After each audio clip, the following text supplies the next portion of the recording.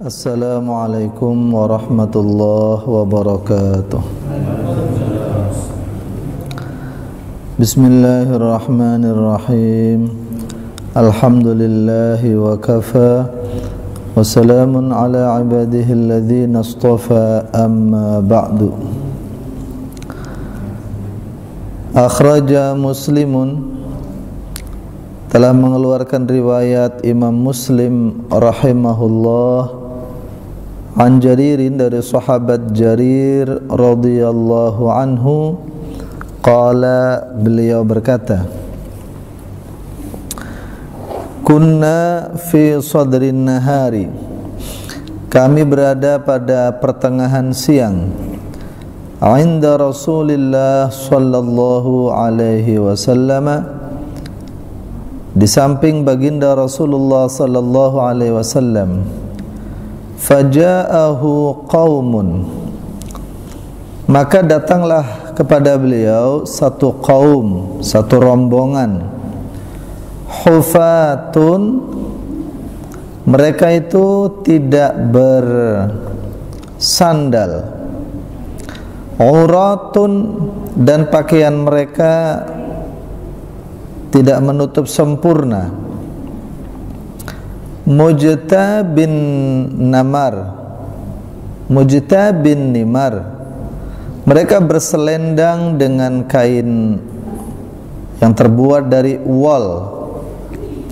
Awil abai, atau mereka menggunakan pakaian yang tidak berlengan. Mutaqallidis suyuf, dan mereka menggantungkan pedang-pedang mereka. Pedang mereka tergantung di pundak-pundak mereka. Ammatuhum min mudara, bal kulluhum min mudar. Sebagian besar rombongan itu dari suku Mudar, atau mungkin semuanya dari suku Mudar. Fatama'ara wajhu Rasulillah sallallahu alaihi wasallam, maka melihat pemandangan itu berkerut wajah baginda Nabi sallallahu alaihi wasallam, lima ra'a ma bihim minal faqah, karena beliau melihat bagaimana kemiskinan rombongan tersebut. Fadakhala thumma kharaja, kemudian baginda Nabi sallallahu alaihi wasallam masuk ke rumah untuk mencari sesuatu yang bisa disedekahkan. Ternyata beliau tidak mendapatkan apa-apa. Akhirnya beliau keluar kembali. Fa'amara Bilalan fa'adzana wa aqama fa shalla. Kemudian baginda Nabi sallallahu alaihi wasallam menyuruh sahabat Bilal untuk mengumandangkan azan, kemudian iqamat, kemudian salat berjamaah. Setelah selesai salat, baginda Nabi sallallahu alaihi wasallam berkhutbah, dalam arti berpidato, bukan khutbah Jum'ah. Dalam pidato itu baginda Nabi SAW membacakan ayat, Ya ayyuhan nasu taqu rabbakumul ladzi khalaqakum min nafsin wahidah wa khalaqa minha zawjaha wa batha minhuma rijalan katsiran wa nisaa wattaqullaha alladzi tasaaluna bihi wal arham innallaha kana 'alaikum raqiba. Wal ayat allati fil hasyr, kemudian baginda Nabi sallallahu alaihi wasallam membaca ayat yang ada dalam surat Al-Hasyr. Ya ayyuhalladzina amanu taqullaha wal tanzur nafsum ma qaddamat lighad wattaqullaha innallaha khabirum bima ta'malun. Kemudian beliau bersabda, tasaddaqa rajulun min dinarihi, hendaknya seseorang bersedekah daripada dinarnya, min dirhamihi, atau bersedekah daripada dirhamnya, min thawbihi, atau bersedekah daripada pakaiannya, min sa'i burrihi, daripada satu sok gandumnya, min sa'i tamrihi, atau satu sok daripada kormanya, hatta qala, sehingga baginda Nabi bersabda, walau bisyiqqi tamratin, hendaknya seseorang bersedekah walaupun dengan separuh biji korma. Qala, rawi berkata, faja'a rajulun minal ansari bisurratin kadat kaffuhu ta'jizu anha. Kemudian datanglah seorang laki-laki dari golongan Ansar membawa satu kantong, entah satu kantong uang atau satu kantong gandum, yang hampir saja jari jemarinya tidak kuat mengangkat kantong tersebut. Qala, rawi berkata lagi, thumma tataba'an nasu hatta ra'aitu kaumaini min ta'amin wa thiyabin. Kemudian orang-orang terus menerus berdatangan untuk bersedekah, sehingga saya melihat satu tumpukan berupa makanan dan satu tumpukan berupa pakaian. Hatta ra'aitu wajha Rasulillah sallallahu alaihi wasallam yatahallalu ka'annahu mudhhabah, sehingga saya melihat wajah baginda Nabi sallallahu alaihi wasallam kemudian bersinar, bercahaya seperti keemasan. Hadis riwayat Muslim. Hadirin para jemaah yang dirahmati oleh Allah Subhanahu wa ta'ala, agama Islam adalah agama yang sempurna, yang mengajarkan keseimbangan antara hablum minallah, hubungan kepada Allah, dan hablum minan nas, hubungan sesama manusia. Bagaimana seorang muslim dia menjaga hak-haknya Allah dan menjaga hak-haknya sesama manusia yang disebut hak adami. Sehingga seorang muslim yang taat, dia bukan hanya soleh secara ritual, tapi juga soleh secara sosial. Apa artinya soleh secara sosial? Dia punya akhlak yang baik, dia punya kepedulian kepada orang lain, dia punya empati, punya simpati kepada saudara-saudaranya. Karena pada hakikatnya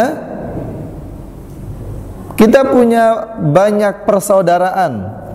Yang pertama adalah persaudaraan ukhuwah basyariyah sebagai sesama anak manusia keturunan Nabi Adam alaihis salam. Ini ukhuwah basyariyah. Yang kedua, ukhuwah wataniyah sebagai sesama anak bangsa, sesama warga negara, satu atap Indonesia. Ini kita saudara, sebangsa dan setanah air. Kemudian apalagi orang Islam, tentu punya ukhuwah Islamiyah, diikat dengan kalimat syahadat la ilaha illallah Muhammadur Rasulullah.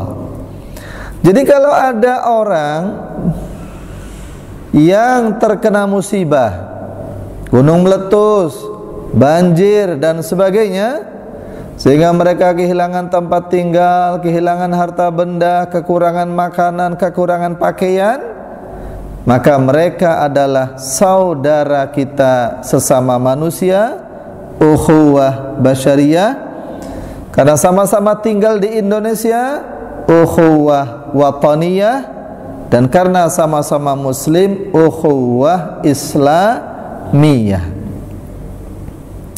Ini diceritakan bagaimana akhlak baginda Nabi sallallahu alaihi wasallam, kepedulian baginda Nabi sallallahu alaihi wasallam kepada orang-orang yang miskin dan kekurangan dan kesusahan. Sahabat Jarir radhiyallahu anhu berkata, pada pertengahan siang kami bersama Nabi sallallahu alaihi wasallam. Kemudian datang rombongan dari Mudhar, rombongan dari luar Madinah. Rombongan itu tidak bersendal. Bapak-bapak bisa bayangkan bagaimana di Arab Saudi tidak pakai sendal itu panasnya kayak apa itu. Iyalah kalau musim dingin masih mending, ya kan? Tapi kalaupun musim dingin, seandainya melewati jalan-jalan berkerikil, itu ya lumayan itu. Mereka tidak bersendal, hufat.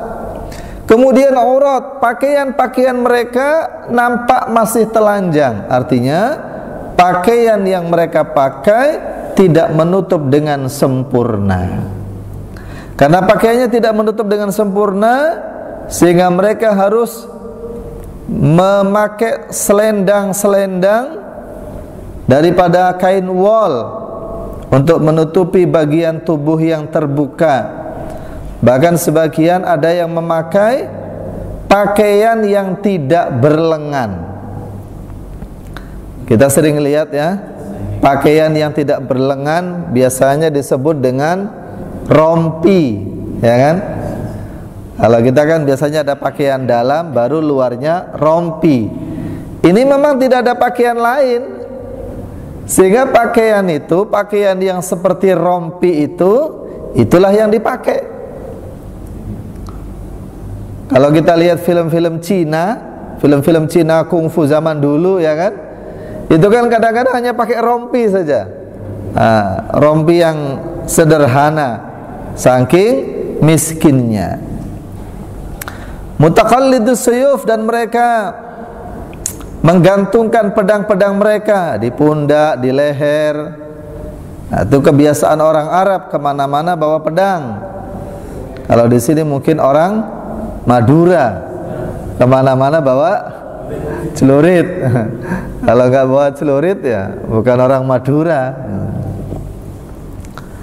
Ketika Nabi melihat bagaimana kemiskinan mereka, kesusahan mereka, baginda Nabi SAW wajahnya berkerut, dan tanpa bicara beliau langsung masuk rumah. Kira-kira apa yang bisa disedekahkan ini? Kemudian beliau keluar lagi.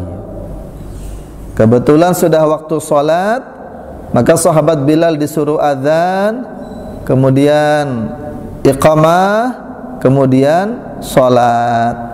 Setelah sholat, baginda Nabi sallallahu alaihi wasallam berkhutbah, berpidato. Ya ayyuhan nasu taqu rabbakumul ladzi khalaqakum min nafsin wahidah. Ini firman Allah surat An-Nisa ayat yang pertama. Kanjeng Nabi mengingatkan kepada para sahabat ukhuwah basyariyah. Ukhuwah basyariyah. Ukhuwah basyariyah, persaudaraan sesama manusia. Ya ayuhan nas, wahai manusia, ittaqu rabbakum, bertakwalah kalian kepada Tuhan kalian, alladzi khalaqakum min nafsin wahidah, yang telah menciptakan kalian dari satu jiwa. Siapa satu jiwa? Nabi Adam alaihis salam. Wahai manusia, bertakwalah kepada Allah yang menciptakan kalian dari satu jiwa. Maknanya apa?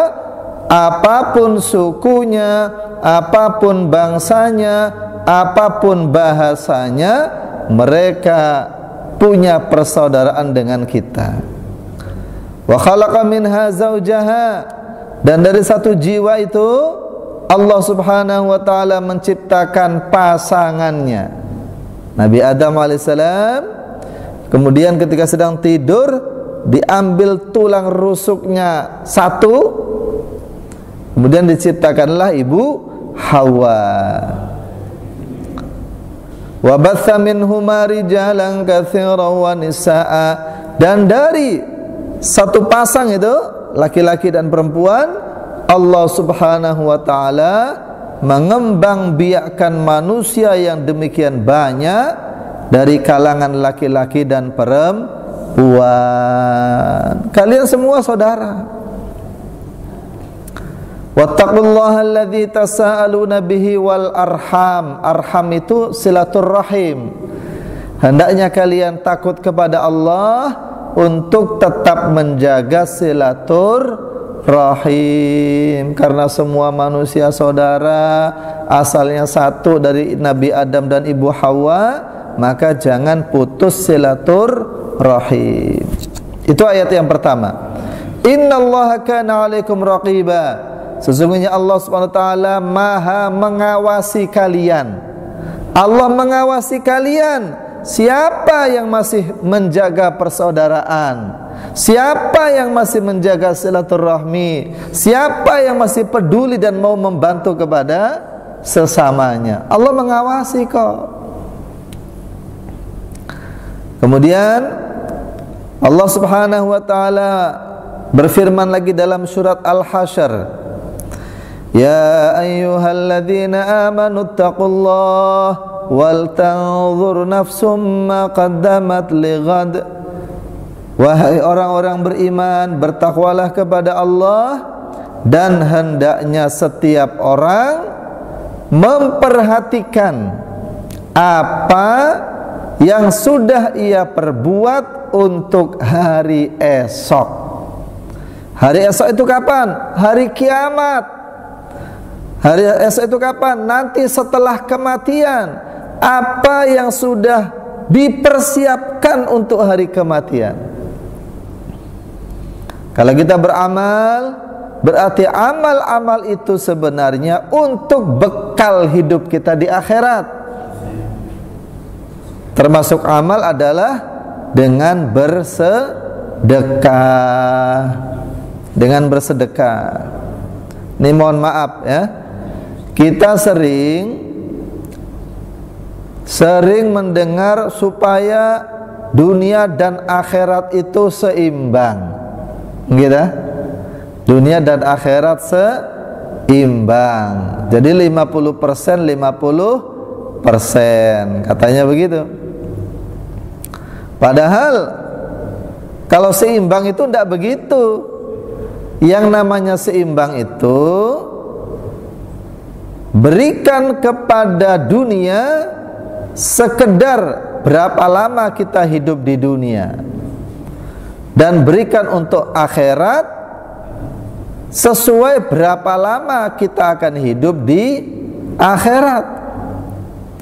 Karena kita di dunia ini hanya 60-70 tahun kurang lebih, sedangkan akhirat itu selama-lamanya, berarti untuk akhirat harus lebih banyak daripada dunia. Itu baru seimbang. Kalau kita punya sapi dan kita juga punya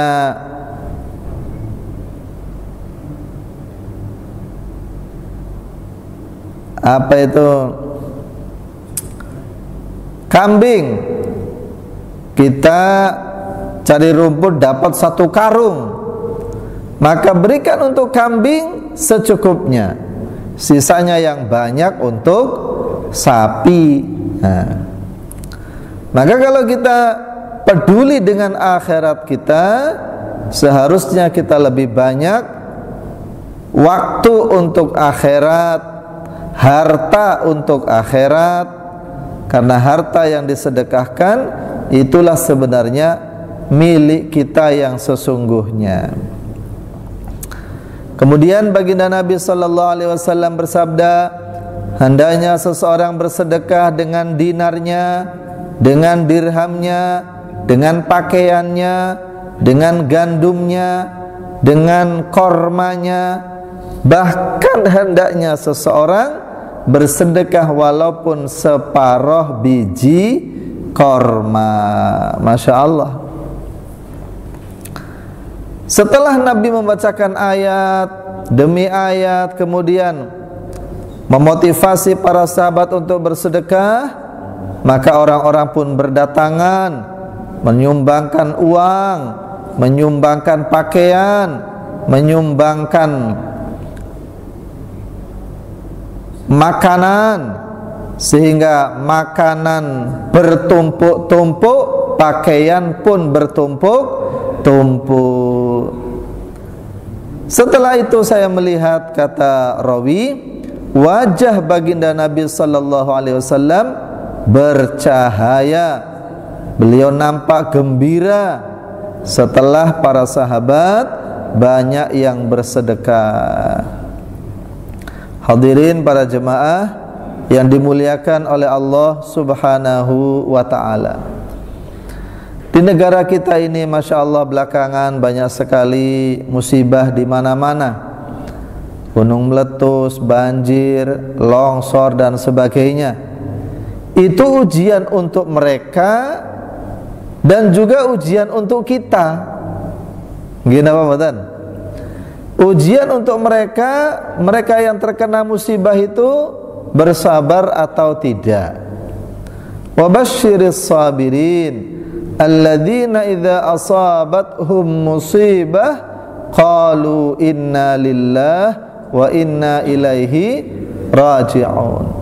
Supaya mereka sadar betul bahwa segala sesuatunya milik Allah. Inna lillah, saya ini milik Allah, rumah saya milik Allah, kebun saya milik Allah, semua milik Allah, dan semua akan kembali kepada Allah. Kemudian juga ujian untuk kita yang tidak terkena musibah itu diuji oleh Allah. Coba peduli atau tidak, empati atau simpati tidak, mau berbagi atau tidak. Masya Allah Pak, kemarin saya dengan teman-teman ke Semeru. Itu kampung yang paling parah, Curah Koboan namanya. Ada utaranya sungai, ada selatan sungai, persis itu di bawah Semeru. Itu yang utara sungai Pak, habis, rumah-rumah habis, dan korban jiwanya banyak, 150 orang mati, dan banyak yang belum ketemu jenazahnya. Yang ajaib ini, yang Curah Koboan sebelah selatan sungai, walaupun rumah mereka sebagian besar hancur, tetapi tidak ada korban jiwa, padahal bersebelahan ini. Jadi itu kejadiannya setelah zuhur menjelang asar, tapi gelap gulita seperti malam. Sebelum-sebelumnya ada erupsi kecil-kecilan. Itu kalau erupsi kecil-kecilan, orang-orang situ pada bilang alhamdulillah, alhamdulillah, pada gitu. Setiap ada erupsi, alhamdulillah.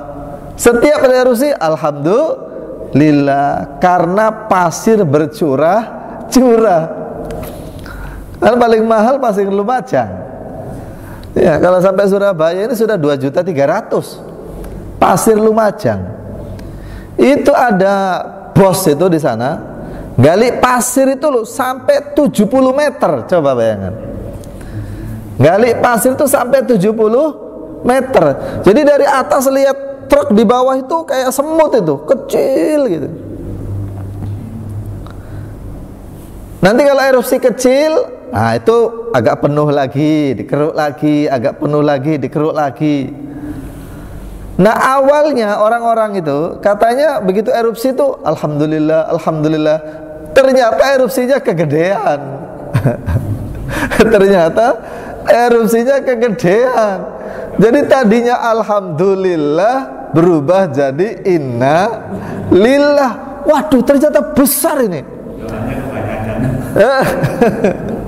Jadi orang tuh banyak yang dah sempat lari. Ada yang sudah lari-lari duluan ada. Tapi bagi orang sana erupsi kecil itu biasa, sehingga yang nggak mau lari pun banyak. Nah, yang Curah Koboan itu, yang sebelah selatan itu masjidnya makmur, Pak.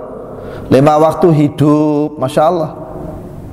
Sebab ada daerah situ itu, teman kita sampai di sana mau sholat duhur, tapi bukan di Curah Koboannya, di bawahnya lagi. Itu waktunya sholat duhur, teman-teman kita nunggu di masjid. Itu tempat itu tidak kena bencana, cuman ya agak kena debu-debunya gitu. Waktunya zuhur kok lama, tidak ada orang datang. Jadi adzannya itu terlambat. Kemudian datang orang kampung, dia adzan, selesai adzan langsung qomat. Selesai qomat, dia pergi. Dia adzan terlambat, setelah adzan langsung qomat, kemudian pergi. Jadi teman-teman saya ini bingung, loh kok gini? Ya akhirnya teman-teman ngimami sendiri, berjamaah sendiri. Nah, Curah Koboan yang selatan sungai itu masjidnya makmur. Begitu erupsi besar terjadi, warga itu diberi ilham oleh Allah, tidak ada yang keluar rumah, di dalam rumah semua. Nah, yang Curah Koboan sebelah utara sungai itu pada lari. Nah, yang lari-lari itulah banyak yang kena, karena debunya panas, anginnya panas, apalagi sudah terguyur oleh lahar. Nah, jadi kena atas bawah, itulah banyak yang mati. Masya Allah, Pak, itu rumah-rumah hancur. Rumah-rumah hancur, tapi luar biasa, masjidnya utuh.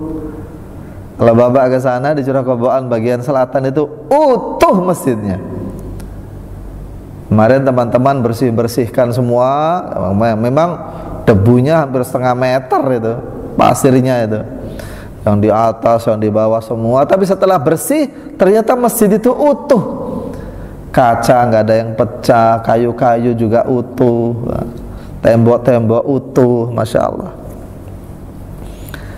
Bertahun-tahun mereka usaha, hancur seketika, Pak.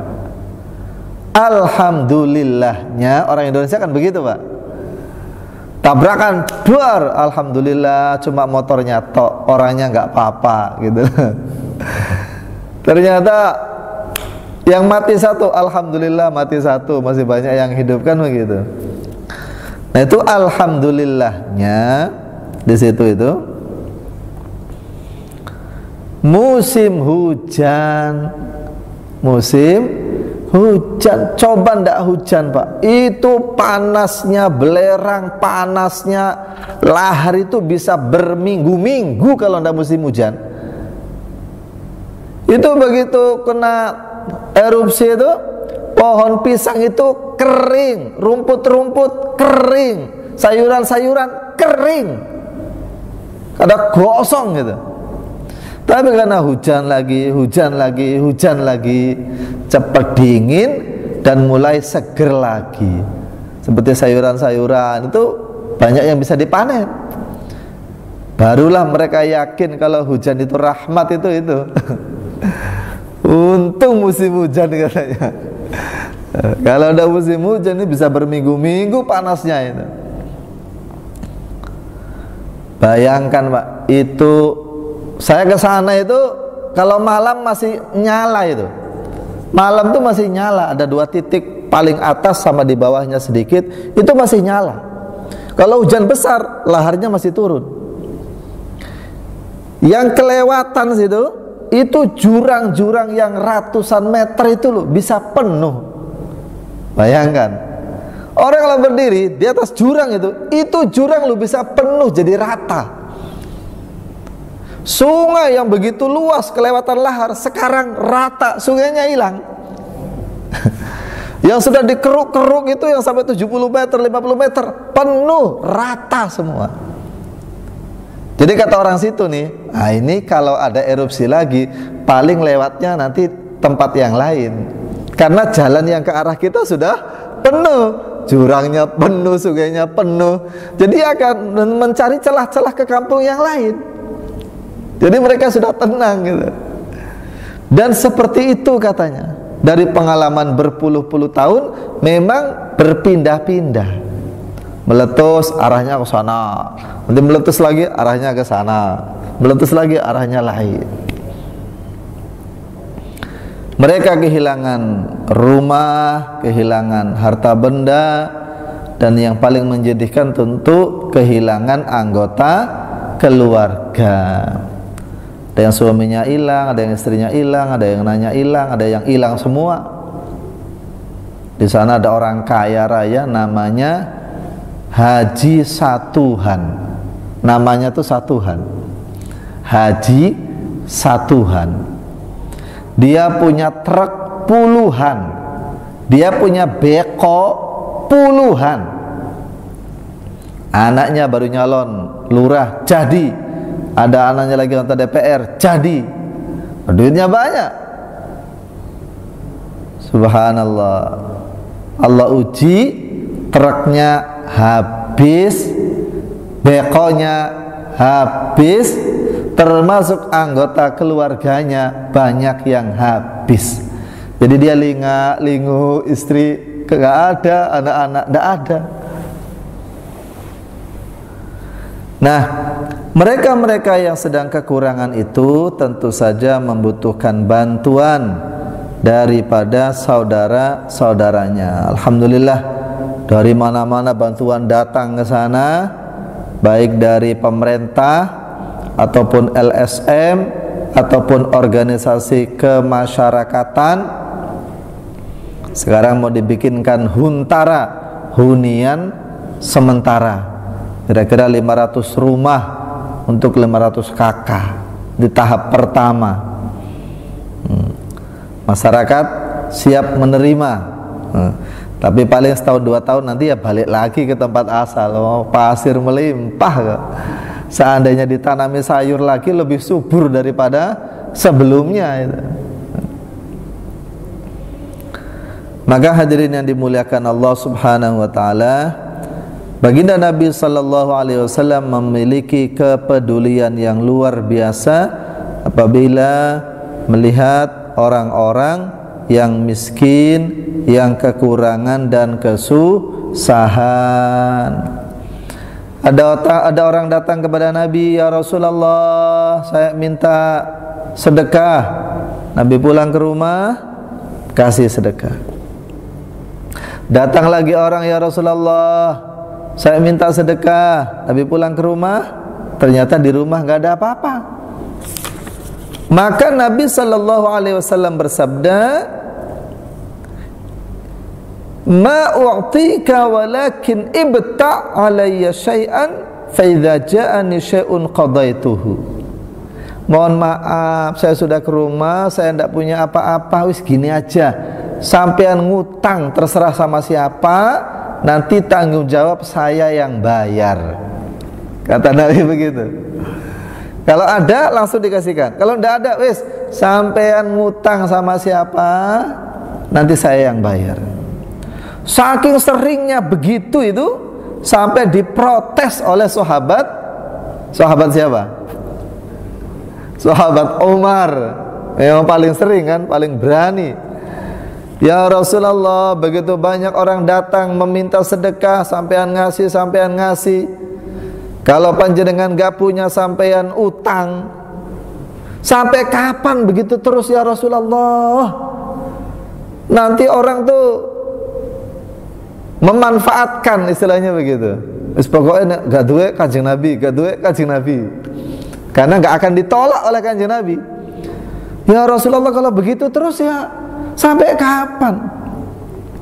Subhanallah, Kanjeng Nabi diam, tapi wajahnya itu seperti marah. Kemudian seorang sahabat namanya Abdullah bin Hudzafah radhiyallahu anhu berkata, "Ya Rasulullah, anfiq, terus saja berinfak ya Rasulullah, terus saja berinfak. Dan jangan pernah khawatir pemberian dari Allah Subhanahu wa ta'ala. Maka Nabi SAW bersabda, bidzalika umirtu, memang demikianlah saya diperintahkan. Sampai ada seorang wanita Ansor ketika melihat bajunya Nabi kok tambal-tambalan, bajunya Nabi kok sangat sederhana, maka wanita ini membikinkan jubah yang baru. Ya Rasulullah, bagaimana kalau saya bikinkan jubah untuk panjenengan? Kadang-kadang kan panjenengan ada tamu-tamu, ya perlu pakai pakaian yang pantas. Kata beliau, iya enggak apa-apa. Setelah jadi pakaian itu dipakai oleh Rasulullah, banyak yang memuji. Ma ajmala, begitu indahnya ya Rasulullah, begitu bagusnya ya Rasulullah. Itu loh ada sahabat yang minta, ya Rasulullah, bagaimana kalau buat saya?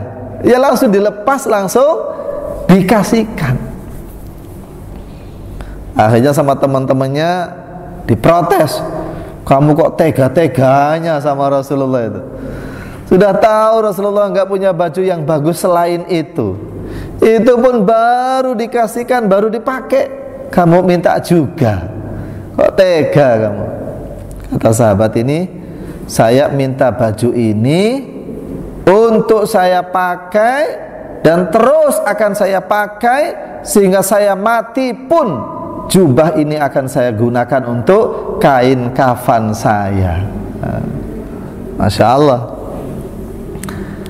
Hadirin yang dirahmati Allah SWT, demikian bagaimana sikap sosial, ibadah sosial baginda Nabi Sallallahu Alaihi Wasallam. Kita tahu bagaimana ada seorang wanita yang pezina, yang karena hanya memberi minum seekor anjing, Allah ampuni semua dosanya, masuk surga. Itu wanita pezina, yang diberi minum adalah anjing.